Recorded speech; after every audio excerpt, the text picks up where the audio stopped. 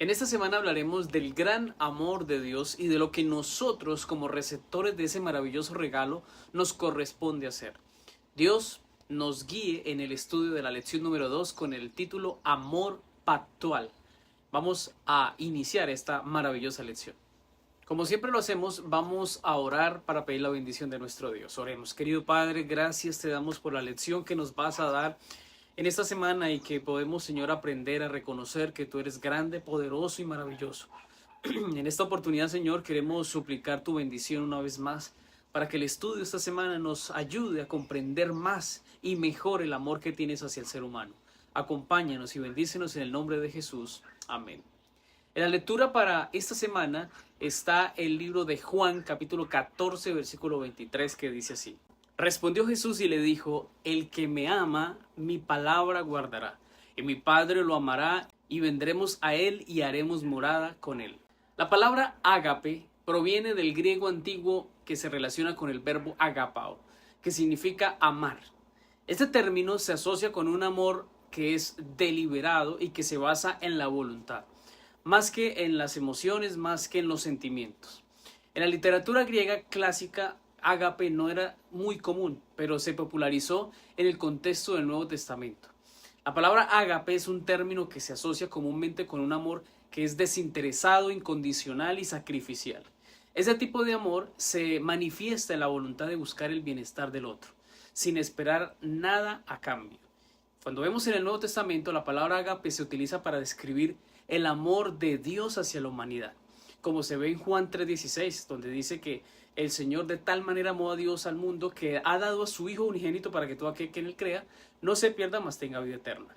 Este amor es un reflejo de la naturaleza divina y se espera que los creyentes también imitemos en nuestras relaciones el amor de Dios. Un ejemplo claro de ágape está en 1 Corintios capítulo 13, donde se nos habla o se nos describe las características del amor que Dios quiere que nosotros tengamos.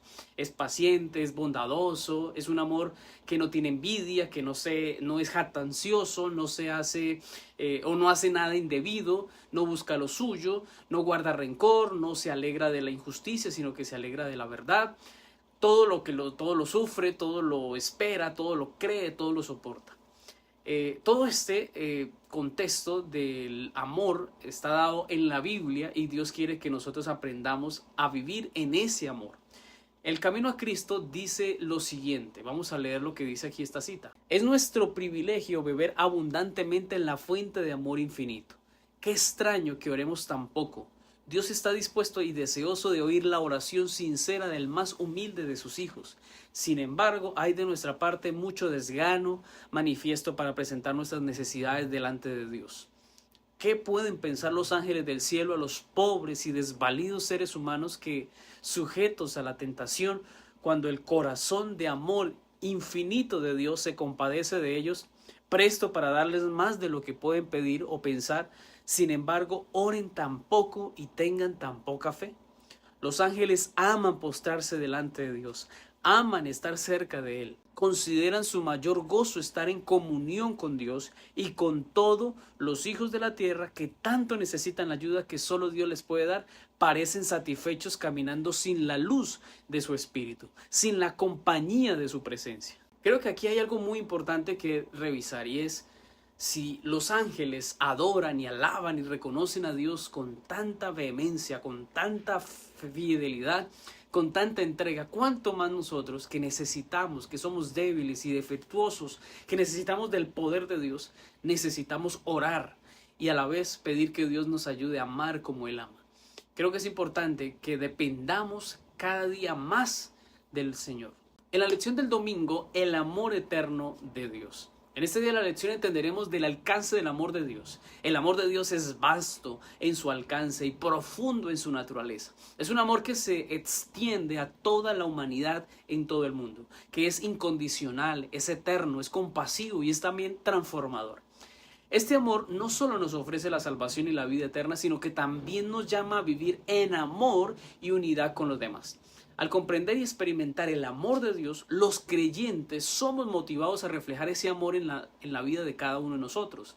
Y de esta manera lo podamos compartir con el mundo viviendo en una comunidad, en nuestra familia, en donde estemos, amándonos los unos a los otros. Este amor es el fundamento de la fe cristiana. Es el fundamento y la base para nuestra relación con Dios y con las demás personas. El Salmo 33:5 dice: Él ama justicia y juicio, de la misericordia de Jehová está llena la tierra. Salmo 145:9 dice: Bueno es Jehová para con todos, y sus misericordias sobre todas sus obras. Ambos versículos subrayan la naturaleza del amor de Dios como un amor que es justo, misericordioso y además universal. Dios no solo se preocupa por la justicia y el orden moral, sino que también extiende su amor y compasión a toda su creación. Estos pasajes nos invitan a reflexionar sobre la bondad de Dios y a vivir en respuesta a ese amor, promoviendo la justicia, promoviendo la misericordia, pero esto que debe hacer en nuestra vida y también en nuestra relación con los demás. La comprensión de estos atributos de Dios es fundamental para desarrollar una relación profunda con Dios, para vivir de acuerdo a su voluntad. Ezequiel, por ejemplo, 18:23 dice: ¿Acaso creen que me complace la muerte del malvado? ¿No quiero más bien que abandone su mala conducta y que viva? Yo, el Señor y Dios, lo afirmo. Segunda de Pedro 3:9 dice: El Señor no retarda su promesa, según algunos la tienen por tardanza, sino que es paciente para con nosotros, no queriendo que ninguno perezca, sino que todos procedan al arrepentimiento. Primera Timoteo 2:4 dice: El cual quiere que todos los hombres sean salvos y vengan al conocimiento de la verdad. Además del amor, la paciencia de Dios es un atributo que se refleja en él. Su amor y su deseo de que todos tengan la oportunidad de arrepentirse es algo que Dios siempre ha deseado. La salvación no solo implica la liberación del pecado, sino también la comprensión de la verdad de Dios. El corazón de Dios no desea la condenación para nadie, solamente que los pecadores son los que deciden. Dios anhela que los pecadores se arrepientan, regresen a Él y vivan para Él. Este llamado a la conversión, de salir del pecado para vivir con Dios, es un deseo que Dios quiere para su pueblo. Para que elija entre la muerte y la vida, podamos escoger siempre la vida con Dios. El amor de Dios hacia las personas, incluidas aquellas que son despreciables, nos enseña a imitar, a corresponder y a entender que Dios ama a todo el mundo. Juan 3:17 dice: Dios no envió a su Hijo al mundo para condenar al mundo, sino para que el mundo sea salvo por él. Si lo vemos desde este punto de vista, en donde nosotros debemos mostrar misericordia y compasión hacia los demás, hacia los más marginados, hacia los pobres, hacia los quizás personas rechazadas, el Señor nos pide que sigamos el ejemplo de Jesús, es decir, amar a nuestros enemigos, amar y orar por ellos, amar a aquellos desprotegidos. Además, cada persona es creada a la imagen de Dios, lo que les otorga un valor especial, porque son hijos de Dios, son creación de Dios. En resumen, el amor de Dios nos impulsa a actuar con compasión, generosidad y respeto hacia todos, reflejando ese carácter y ese deseo de que todos experimenten el arrepentimiento y encuentren el amor y la gracia de Dios. Así que la mayor evidencia de demostrar el amor de Dios en nuestra vida es cuando lo amamos a Él, obedecemos a sus mandamientos y cuando amamos a los demás y sin importar quién sea. Todos son creación de Dios y Dios desea que nosotros vivamos de acuerdo a esa experiencia. Así como Dios amó y restauró a aquel que estaba perdido y estaba necesitando de su gracia, el Señor espera que de igual forma nosotros nos preocupemos.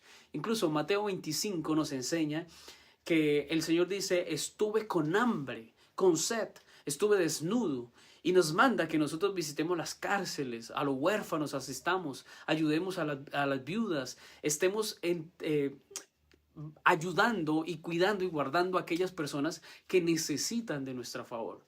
Ahora, somos nosotros, los cristianos, los adventistas del séptimo día, los llamados a que ese amor se experimente hoy día. Tú y yo somos los responsables, los enviados, los misioneros que debemos ir y hablar del amor de Dios. Y no solamente es hablarlo, simplemente también que debemos vivirlo, practicarlo, vivir en el amor del Señor. En la lección del lunes, amor pactual. En este día de la lección veremos acerca de la relación de Dios con su pueblo, a través de esos pactos que Dios ha hecho a través de la historia. Esto es un tema que es recurrente en la Biblia, comenzando con el pacto inicial con Adán y Eva, luego con Noé, que promete no destruir la tierra con agua, seguido por el pacto con Abraham, que establece a Israel como el pueblo elegido y promete una gran bendición y promete hacerlos una gran nación delante del mundo, luego el pacto mosaico en el monte Sinaí, que introduce la ley como guía para el pueblo de Dios, mientras que también está el pacto davídico, promete un linaje eterno para el pueblo de Israel, culminando también o añadiendo el nuevo pacto que estableció Jesús, ese pacto de salvación y una relación renovada con Dios a través de todos los que creen en Él.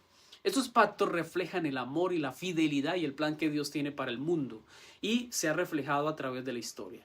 Deuteronomios capítulo 7, versículos 6 a 9 nos dice lo siguiente: porque tú eres pueblo santo para Jehová tu Dios. Jehová tu Dios te ha escogido para hacerle un pueblo especial, más que todos los pueblos que están sobre la tierra. No por ser vosotros más que todos los pueblos os ha querido Jehová y os ha escogido, pues vosotros erais el más insignificante de todos los pueblos, sino por cuanto Jehová os amó y quiso guardar el juramento que juró a vuestros padres, os ha sacado Jehová con mano poderosa y os ha rescatado de servidumbre de la mano de Faraón, rey de Egipto. Conoce pues que Jehová tu Dios es Dios, Dios fiel, que guarda el pacto y la misericordia de los que le aman y guardan sus mandamientos hasta 1000 generaciones. La relación de Dios con su pueblo siempre ha sido especial y única. La elección no se basa en méritos humanos, sino en la gracia y el amor de Dios que se ha extendido a través de su pueblo. Es decir, la elección de Israel no se debe a su grandeza ni a sus talentos, sino al gran amor de Dios. Esto nos lleva a revisar una palabra especial en hebreo que aparece en el texto que traduce como misericordia, que es Hesed, que se traduce comúnmente como misericordia, bondad, lealtad o amor incondicional. La raíz de Hesed está relacionada con la idea de unir o atar, que sugiere un vínculo fuerte y duradero. Esto implica que el amor y la lealtad de Dios hacia su pueblo son inquebrantables, que están destinados a perdurar. No es solo un amor abstracto, sino un amor que se manifiesta en acciones concretas de fidelidad y de cuidado. Esto se refleja en los pactos que Dios establece, donde su compromiso es constante. Dios cumple y nunca falla. Ahora, Hesed también tiene una dimensión comunitaria que va o ya que se espera que el pueblo de Dios actúe con amor y lealtad, no solo hacia Dios, sino entre sí y como pueblo. Esto fomenta una iglesia unida por la lealtad y el amor mutuo, reflejando el carácter de Dios en sus relaciones.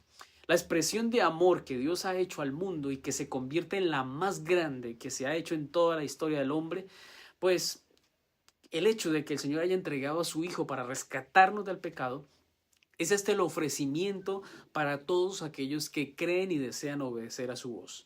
Pero esta lección de su sacrificio es un ejemplo para nosotros de que debemos entregarnos al amor y vivir en la gracia de Dios. El amor de Dios es verdadero y real. Cuando decimos amarlo a Él, pero amamos a nuestro prójimo, realmente ahí cumplimos lo que Dios quiere. Incluso 1 Juan 4:20 nos llama mentirosos si decimos que amamos a Dios, pero no amamos a nuestro hermano. Esta lección nos ayuda a evaluarnos y ver qué tan sinceros y comprometidos estamos en amar como Dios ama. Dios hizo un pacto antes de que tú y yo existiéramos. Y Dios es fiel porque se ha mantenido hasta este momento. Jamás Él va a cambiar su pacto, jamás va a dejar de amarnos. Quien quiera que seamos, donde nos encontremos, su amor siempre nos alcanzará si así lo permitimos. Pero hay algo importante, aunque Dios nos ama a todos, Dios espera la otra parte del pacto. Y para que la otra parte del pacto se haga, la otra parte del pacto debe responder a ese amor. Es decir, Dios nos ama a todos, sin importar quiénes seamos. Dios nos perdona a todos, su misericordia nos alcanza a todos, pero solo se hace efectiva ese pacto cuando nosotros lo aceptamos, cuando nosotros creemos, cuando nosotros vivimos para Él. Mientras eso no suceda, el pacto nunca se va a dar. El amor de Dios no se va a hacer efectivo. ¿Por qué? Porque nosotros no lo hemos permitido. Por eso hoy Dios renueva su pacto con nosotros. Cada mañana Dios renueva su misericordia, renueva su gracia para que tú y yo seamos salvos. Hoy, si te elevas al Señor en oración y pides al Señor que te perdone, Señor, lo va a hacer. Por eso es importante que nos acerquemos confiadamente al trono de la gracia y el Señor nos dará oportuno socorro. La lección del martes, una relación condicional. Es interesante notar que hemos visto que el amor de Dios es eterno, es maravilloso, es para todos y nos abraza para darnos su misericordia. Pero en este día de la lección veremos algo contradictorio a lo que hemos mencionado. Quizás parece contradictorio, pero veamos algunos textos interesantes. Oseas capítulo 9, versículo 15. Toda la maldad de ellos fue en Gilgal. Allí pues les tomé aversión por la perversidad de sus obras. Los echaré de mi casa, no los amaré más. Todos sus príncipes son desleales. El profeta Oseas señala que la maldad del pueblo de Israel se manifiesta en Gilgal, un lugar que simboliza tanto la historia de la liberación de Israel como su posterior apostasía.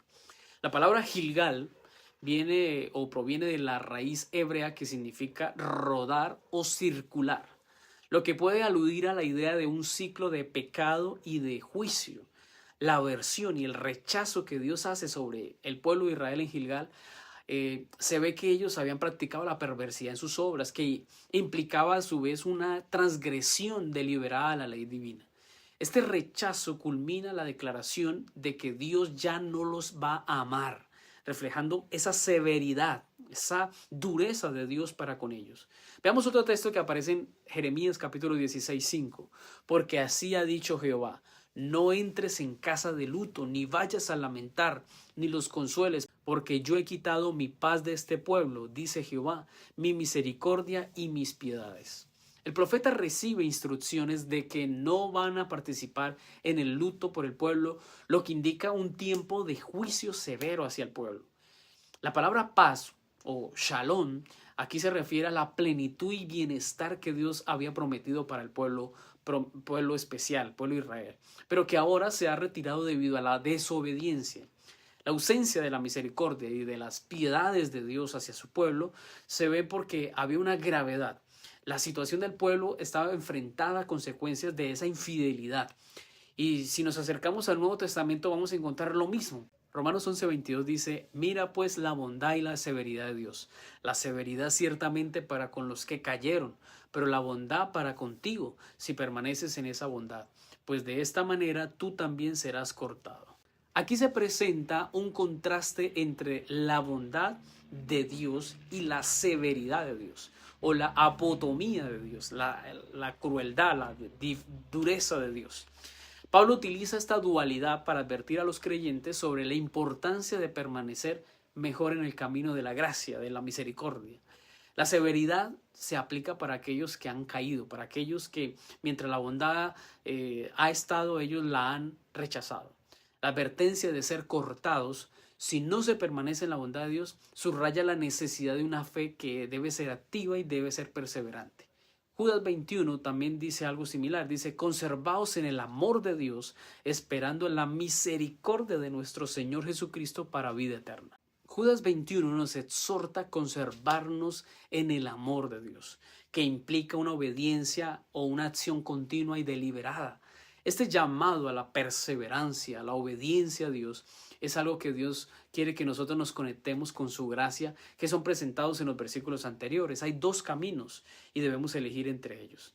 Ahora, aquí se enfatiza con la relación que debemos tener con Dios, que requiere fidelidad como esperanza en su misericordia. La conexión que existe entre Dios y nuestra respuesta es importante, porque el amor con fe y debe estar también dado con obediencia. Aunque su amor es eterno, nuestra respuesta determina también la profundidad de nuestra relación con Dios. Es decir, no solamente es fe, es también obediencia. Piensa en el amor de Dios como un jardín que requiere cuidado, que requiere atención para que pueda florecer. Si nos alejamos de ese amor, pues obviamente no va a florecer, perdemos los beneficios de la relación que debemos tener con Dios.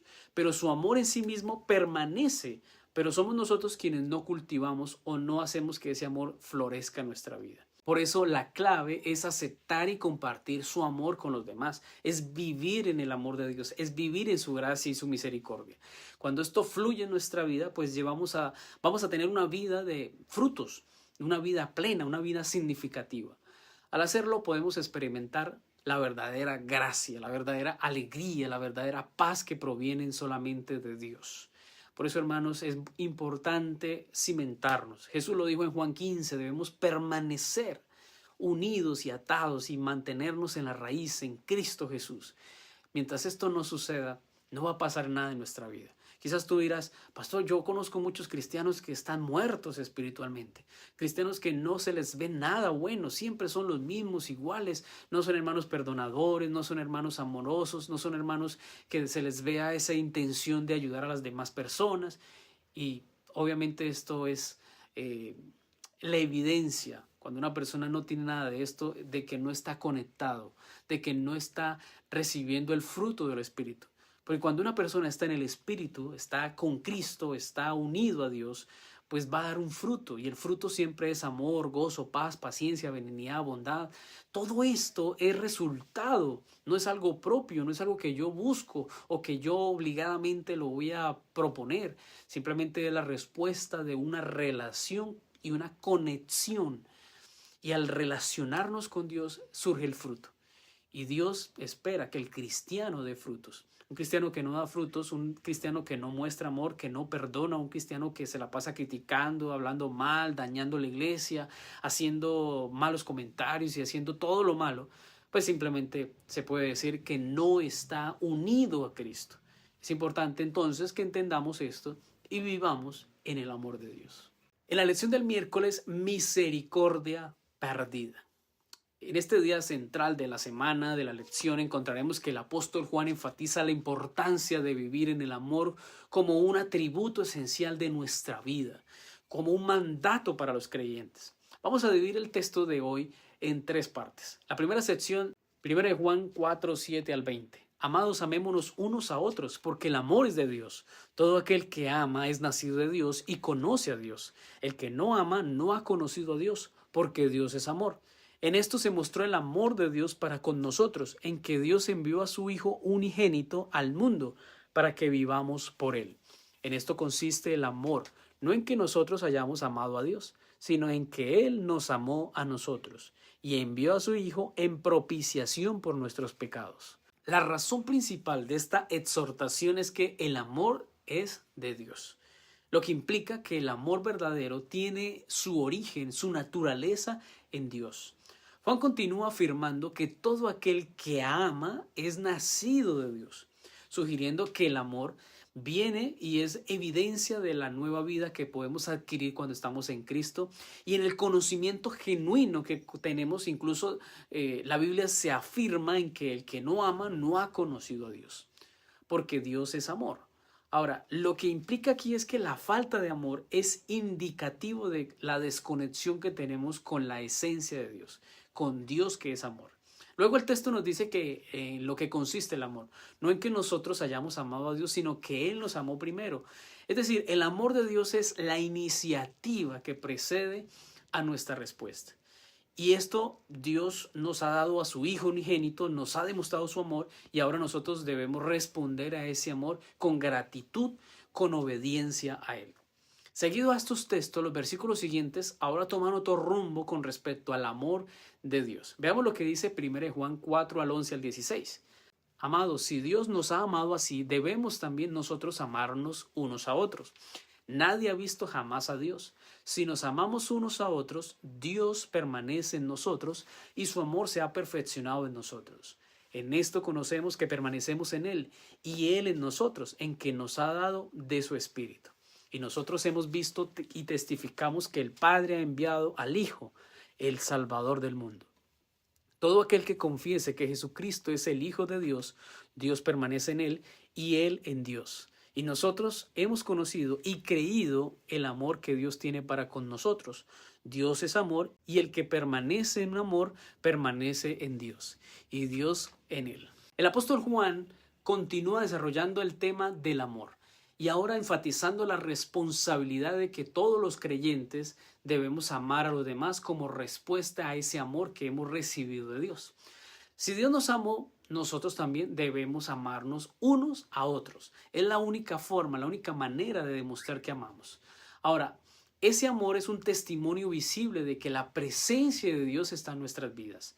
El amor de Dios se completa y se manifiesta plenamente en comunidad, con nuestro prójimo, con nuestros hermanos, con nuestra iglesia, con nuestra familia. Ahora, el Espíritu, dice allí, actúa como un sello que asegura esa relación que hay entre el creyente y Dios. Y es a través de él que los creyentes pueden experimentar y expresar el amor de Dios. Finalmente, allí en el versículo 15, Juan establece que todo aquel que confiesa que Jesús es el Hijo de Dios, permanece en Dios y Dios en él. Ahora, esta es la confesión, es un acto de fe que implica reconocer la divinidad de Cristo y aceptar esa obra redentora y salvadora del Señor. Esta confesión es fundamental para la relación de creyente con Dios, de cuando nosotros como cristianos debemos dar esa lección de que estamos viviendo en el Señor. Si no, Dios no nos confiesa a nosotros, si nosotros no lo confesamos a Él, pues sencillamente estamos perdidos. Incluso recuerda lo que dice Mateo, cuando dice que si yo me avergüenzo y no confieso a Cristo, pues Cristo tampoco me confesará delante del Padre. Pero si yo lo confieso, Él me confesará delante del Padre. Mira que esto es recíproco. Yo recibo el amor de Dios, Dios espera que yo lo ame a Él. Dios envía su amor hacia mí y Dios espera que yo ame a los demás. Es decir, mi amor debe estar direccionado a dos partes, hacia Dios y hacia el hombre. Por eso en alguna lección anterior hablábamos acerca del amor horizontal. Primero vertical porque yo lo recibo de Dios y horizontal porque yo lo doy a los demás. Dios espera que nosotros amemos a nuestro prójimo. Y esa en esta segunda parte de la lección que nos enseña que el amor no solamente puede quedar entre mí y Dios, entre lo que yo recibo y Dios, sino que tiene que ahora darse a los demás. En la tercera parte de la lección nos dice lo siguiente: en esto se ha perfeccionado el amor en nosotros, para que tengamos confianza en el día del juicio. Pues como Él es, así somos nosotros en este mundo. En el amor no hay temor, sino que el perfecto amor echa fuera el temor, porque el temor lleva en sí castigo, de donde el que teme no ha sido perfeccionado en el amor. Nosotros le amamos a Él porque Él nos amó primero. Si alguno dice yo amo a Dios y aborrece a su hermano, es mentiroso, pues el que no ama a su hermano a quien ha visto, ¿cómo puede amar a Dios a quien no ha visto? El apóstol Juan profundiza aquí en la relación entre el amor, la confianza y la autenticidad de la fe cristiana. Cuando el amor de Dios está en nuestra vida, el creyente no enfrentará el juicio con desconfianza ni miedo, sino con confianza. Esta confianza se basa en la relación transformadora en que Dios nos ha dado la oportunidad de ser salvos. Por eso el texto nos dice que en el amor no hay temor, sino que el perfecto amor echa fuera el temor. Pero este amor que echa fuera el temor es un amor maduro, es un amor completo, es un amor que se manifiesta en la vida del creyente, no es un simple sentimiento. El temor incluso puede estar asociado con la expectativa del juicio, pero ese temor se disipa cuando la presencia del amor de Dios está en nuestra vida. Juan explica que el temor lleva al castigo, pero implica que el temor está relacionado con la condenación, con el juicio final. Mientras que el amor perfecto y libre que Dios da al hombre nos libera de la ansiedad y del miedo. El amor de Dios es el punto de partida que permite a nosotros los creyentes responder con amor. Finalmente el versículo nos evidencia y nos pone en claridad y desafía a la vez a que evaluemos el amor que decimos tener delante de Dios. Porque si alguno dice que ama a Dios pero no ama a su hermano, pues dice la Biblia es un mentiroso. Juan argumenta que si no amamos a nuestro hermano, ¿cómo puede amar un cristiano a Dios si no lo ha visto? Lo que subraya la importancia de la manifestación del amor de Dios en las relaciones humanas, como evidencia de que debemos estar relacionados con Dios. El amor de Dios hacia nosotros es el fundamento que nos capacita para amar a los demás. Es decir, no amamos al ser humano con nuestro amor, amamos al ser humano o al prójimo con el amor de Dios. Y esta dinámica resalta nuestra capacidad de amar, que no es un esfuerzo en nosotros, sino una respuesta natural a la gracia y el amor de Dios cuando vivimos en Él y vivimos para Él. Es decir, no te esfuerces, no te desgastes tratando de amar a los demás con ese amor poquito que tienes, con ese amor egoísta, con ese amor condicional que tienes. Deja que sea Dios quien te llene de su amor, de la plenitud de su amor y de su gracia, para ayudarte a entender que a veces ese hermano criticón, perseguidor, murmurador, que todo lo ve malo, pues aprende a amarlo con el amor de Dios. Y pídele a Dios, Señor, ayúdame a amar porque con mi amor no soy capaz. Y es que es real. No vas a poder amar a nadie con el amor que tienes, con ese amor humano. Necesitas del amor de Dios, ese amor ágape, sacrificial, especial y dedicado para amar a aquel que no lo merece, pero que Dios, así como lo hizo con nosotros, que no lo merecíamos, nos ha dado ese amor para darnos salvación. Déjate abrazar por el amor de Dios, déjate amar por el amor de Dios. Incluso el segundo mandamiento que el Señor Dios dijo, ama a tu prójimo como a ti mismo. Si tú te valoras como un hijo de Dios y has entendido que Dios te ama tanto porque te ha perdonado tanto, pues recuerda que con ese amor que has entendido que te ha dado Dios, ahora debes darlo a los demás. Dios te amó a ti y como Dios te ha amado tanto a ti, ahora te dice, revisa ese amor y darlo a los otros. Dáselo a los otros, pero no es el amor tuyo, es el amor que Dios llena en tu corazón. Yo sé que en la iglesia a veces se presentan todo este tipo de situaciones, pero necesitamos del amor de Dios para perdonar, para olvidar, para dejar atrás y para volver a empezar de nuevo. Deja que Dios llene tu vida del amor poderoso, maravilloso y quizás poco entendido del amor de Dios. Que Dios te ayude. En la lección del jueves, ¿has recibido gratis? Da gratis. Creo que con el título ya nos podemos dar cuenta de lo que nos quiere enseñar la lección. Revisaremos dos textos. El primero en Juan capítulo 15, versículo 12. Dice así, este es mi mandamiento, que os améis unos a otros como yo os he amado. La palabra mandamiento aquí pues implica de una vez que nosotros debemos seguir una orden. Es un mandato que Dios quiere que nosotros obedezcamos. El amor que Jesús menciona es un amor sacrificial, es un amor desinteresado, es un amor que refleja ese amor que Él nos dio a nosotros. Este versículo establece la base de la relación entre el amor de Dios y el amor que los creyentes debemos tener entre sí, sugiriendo que el amor cristiano debe emular lo que Dios ha hecho con cada uno de nosotros, amándonos. Ahora, amar a otro se convierte en una orden en la que Dios espera que al recibir de Él, ahora lo demos a los demás. Todo aquel que nos ame como aquellos que nos odien, nos repudien.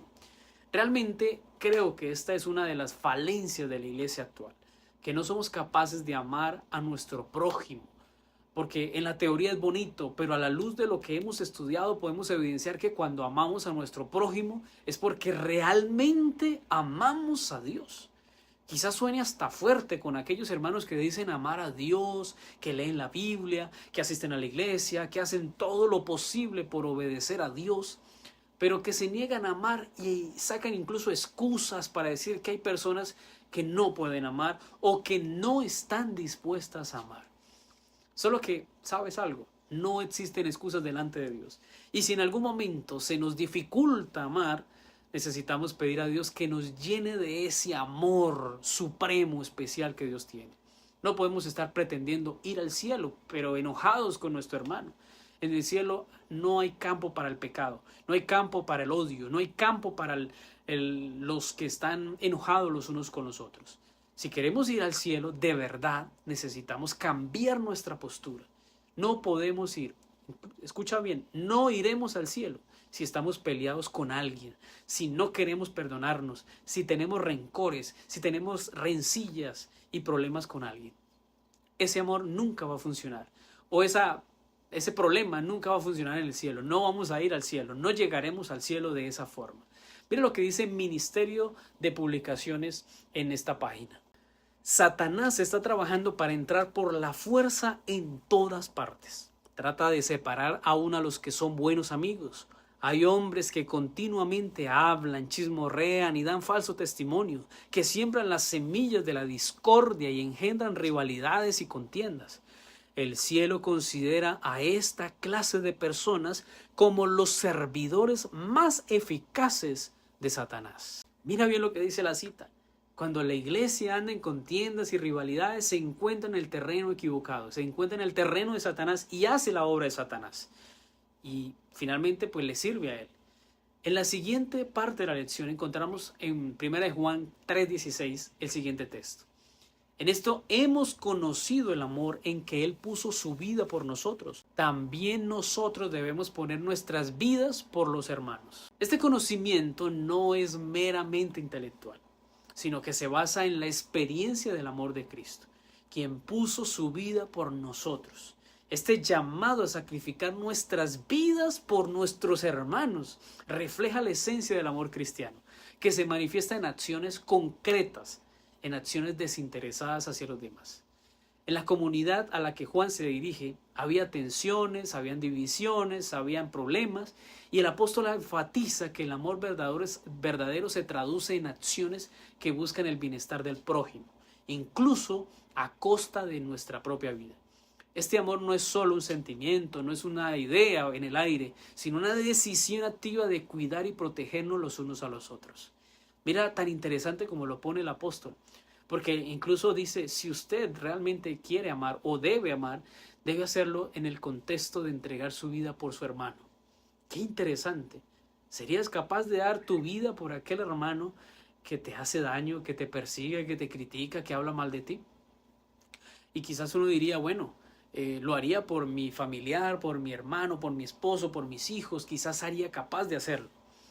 Pero por aquel que me hace daño, por aquel que me genera afrenta, por aquel que me genera estrés y me perturba todo el tiempo, no sería capaz. Revisa ese texto, analízalo y ora para que Dios nos ayude a de verdad amar a aquellos que no lo merecen. En la lección del viernes, para estudiar y meditar, leeremos una cita del Camino a Cristo. Mira esta poderosa cita lo que dice. Nada que de alguna manera afecte nuestra paz es tan pequeño que Él no lo note. No hay en nuestra experiencia ningún episodio tan oscuro que Él no lo pueda leer, ni perplejidad tan grande que no la pueda soportar.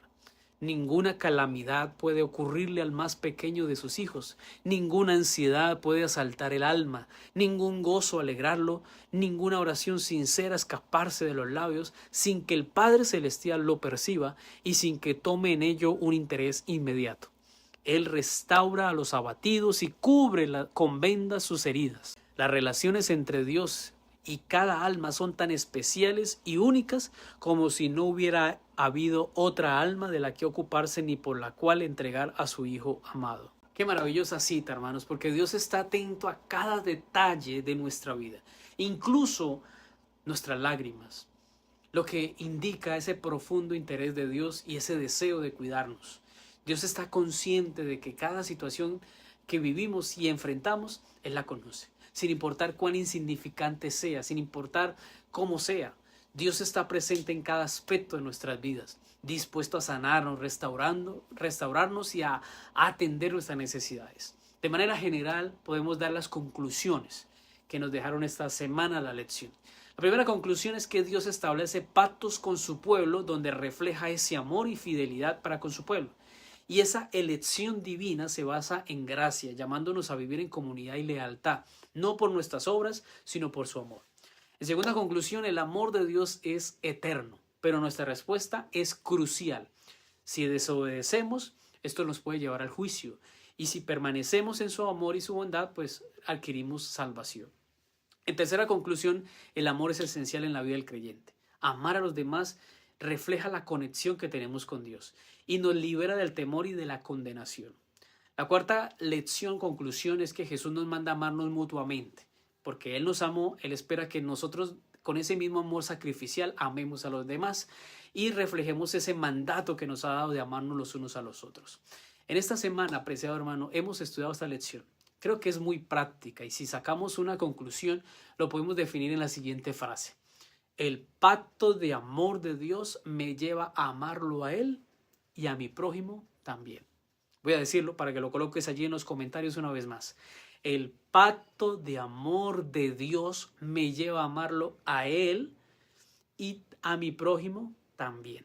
Si quieres entender el amor de Dios y quieres tener la plenitud del amor de Dios, un amor maduro, completo, tienes que amar a Dios.